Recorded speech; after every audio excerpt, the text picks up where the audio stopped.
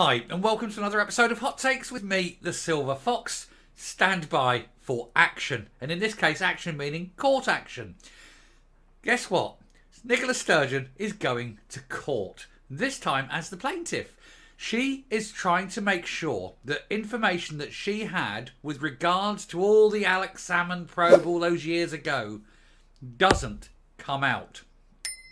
There's been an independent investigation. They have asked for details, for information, for records.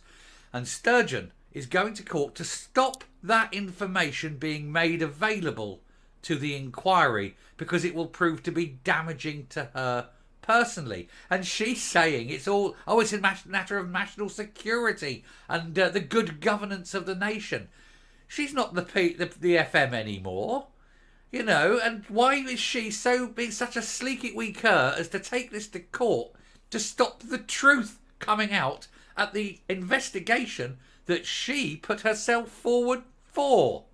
She doesn't want all this information coming out because it'll make her look as terrible as we already know she is. But she doesn't want final clinching proof of it. It is appalling. But let's have a look and see what she's got to hide. Horrible wee shart of a woman. Here goes. So, secretive SNP government in court bid to block information release relating to the Alex Salmond probe. The court case will be heard in Edinburgh and looks into the decision to withhold information surrounding the 2021 Alex Salmond controversy. She is desperate to keep this quiet because she knows the awful things that she's done. We all know she's truly awful, but she doesn't ever want the truth coming out. Look at that face. There's a face of worry, isn't it? That's a woman who knows her time is up, who knows there's so many things around her that are going to show her up to be the most awful creature that ever crawled Gollum-like across the surface of this planet. The SNP-run Scottish Government is going to court today to appeal a decision that states it was wrong in failing to provide information about an investigation into complaints about former First Minister Alex Salmond. The case, Scottish Ministers against the decision of the Scottish Information Commissioner, will go ahead at the Court of Session. That court is kept busy by the SNP and its cover-ups, isn't it? It comes after Nicola Sturgeon referred herself to the independent advisers on the Scottish Ministerial Code for an alleged breach on January the 13th, 2019, while she was still First Minister. She was accused of misleading Parliament and failing to record meetings connected to harassment allegations levelled at Mr Salmond, because apparently they were all harassing him at the time over a bunch of stuff that obviously wasn't true. All these allegations laid against him, which totally weren't true. He won his case. We'll make that clear. But of course, who was leading these charges? Who was pushing all the way? Of course, it was Sturgeon. She wanted his job. She wanted the power, and undoubtedly, she is the one that was potentially, behind everything that happened. But of course, he'll never know without the full investigation, and that is where she is going to court because she doesn't want this information made public.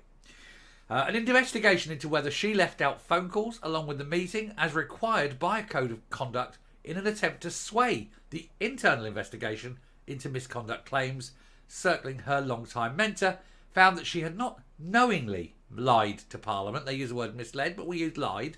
But it was up to MSPs to decide whether she'd broken the code. Following this ruling and the conclusion of Mr Salmond's court case, all of the information surrounding the ruling from James Hamilton, the independent advisor, was requested. So independent advisor James Hamilton requested all the information, and not all of the information was handed over because running scared.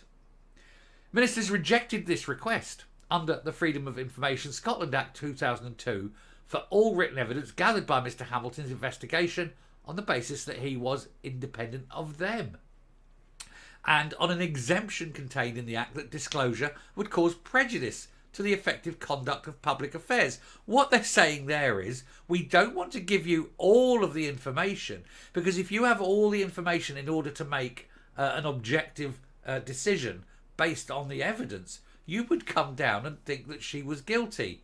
And therefore, if we give you this information, that would mean that you'd find her guilty, and that can't possibly be right. That is where they're going with this. We don't want to hand it over in case you see the truth. That's a very weird position to take, isn't it?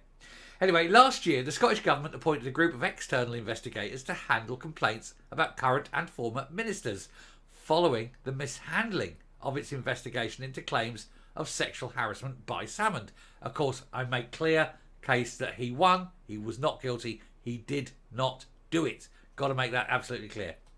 But that isn't the case. That isn't the issue. The issue, of course, is who pushed this case to go forward, who encouraged these claims to be made, who was the one having meetings with people and saying, please God, go and make these complaints.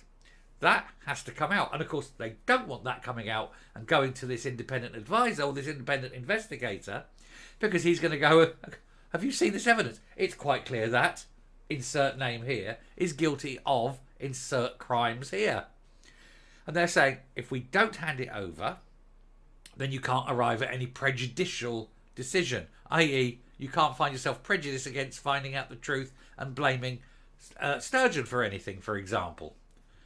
I just can't get over how they're even trying to argue this. Anyway, the government's investigation into the former First Minister was successfully challenged in the courts, which prompted a lengthy inquiry at the Holyrood Committee. In other words, the government themselves said, oh, no, we mustn't have this investigation. We don't want the truth to come out. We'll stop the investigation. It was challenged in the courts. And then they were forced by law then to hold the investigation. And then this independent investigator says, well, give me all the information, give me all the truth, give me all the details, give me all of this. And they go, no, you can't. Prejudicial. If you have the truth, if you have the evidence, you might find against her. Weird. Following a review of the government's complaints procedure, new rules around formal complaints of bullying, harassment and discrimination made by civil servants were introduced in February. However, it has not yet been acted on. And so we remain in the position where this woman, desperate to keep the truth hidden about how awful and truly awful she is and about some of the nastiest of things that she's done, must be hidden. She's going to court to try and make sure that people, I don't know, remember her fondly. Couldn't remember that fondly, could you? She looks evil sitting there, doesn't she? And she's doing the little pyramid of truth, the power handstand. Who used to do that? The German. She used to do that, didn't she? Mutti. And she used to do that. She's trying the same thing to show how honest and wonderful and open she is. What a bitch. Gonna stop there and come up. You know she's just going there to court. Please don't let the truth come out of courts. Please don't let everyone see what a truly awful, despicable piece of human shit I truly am. Tough and far too late. Coming up.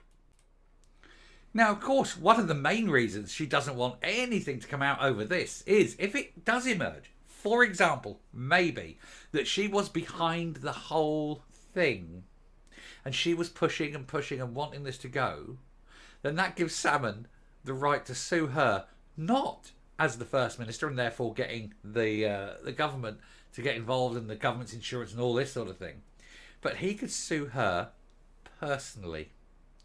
And that I would love to see. I'd love to see her handing over the keys of her house and her motorhome to Alex Salmond. Oh boy, how much joy would that bring me, you, everyone? It would be like a second Christmas. Children, as yet unborn, would be opening presents on that day for years to come, remembering Salmon Day. Oh, it'd be so spectacular, wouldn't it? Anyway, I shall stop there with my little reverie of fascination and move on. We have another story to come at least today. So I wish you well. Do please take care, look after yourself, and I will speak to you later. Goodbye.